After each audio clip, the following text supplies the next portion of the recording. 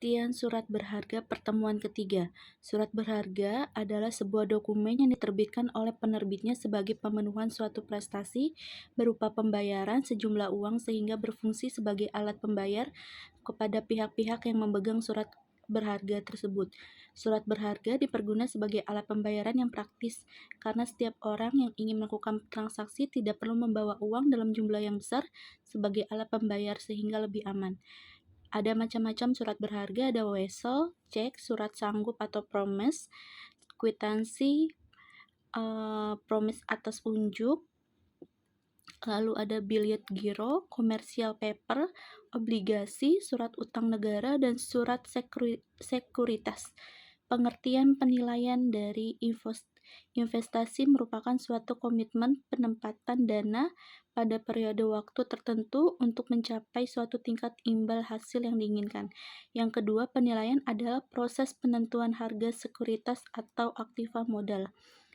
Ketiga, penilaian terhadap surat berharga sangat penting untuk menentukan kewajaran harga nilai dari suatu aset. Ada pengertian obligasi. Obligasi adalah surat utang yang dikeluarkan oleh perusahaan atau negara.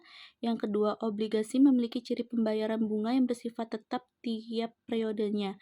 Ketiga, jangka waktu jatuh tempo yang bermacam-macam dari 1 tahun sampai dengan 10 tahun. Sedangkan obligasi yang dimiliki masa jatuh tempo tidak terbatas disebut dengan konsol.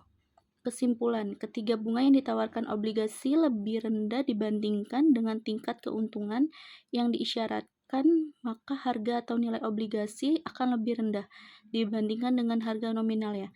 Sebaliknya, ketika bunga yang ditawarkan obligasi lebih tinggi dibandingkan dengan tingkat keuntungan yang diisyaratkan, maka harga atau nilai obligasi akan lebih tinggi dengan harga nominalnya. Pengertian saham, ada saham merupakan bukti kepemilikan. Dua alasan pemberian saham untuk memiliki perusahaan untuk menanamkan kelebihan modal sementara waktu.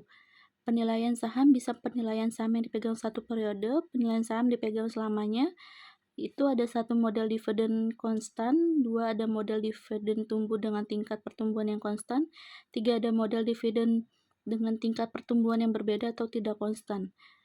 Di sini ada penilaian saham preferen. Saham preferen merupakan gabungan antara saham dan obligasi. Saham preferen membayarkan dividen saham, tetapi dibayarkan berdasarkan presentasi dari nominal saham preferen.